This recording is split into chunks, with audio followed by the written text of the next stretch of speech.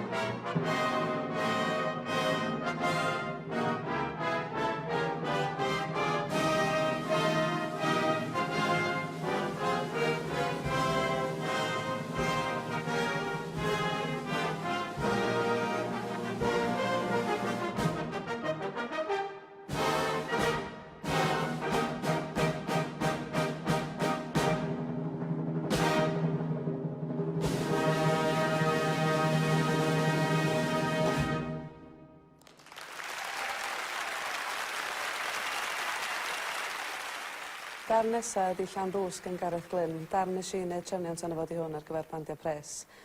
Darn hyfryd iawn, telenegol iawn yn dangos ochr delenegol y band, a dwi'n falch iawn bod Llanurgen wedi penderfynu dewis hwn ar gyfer eu rhaglen nhw.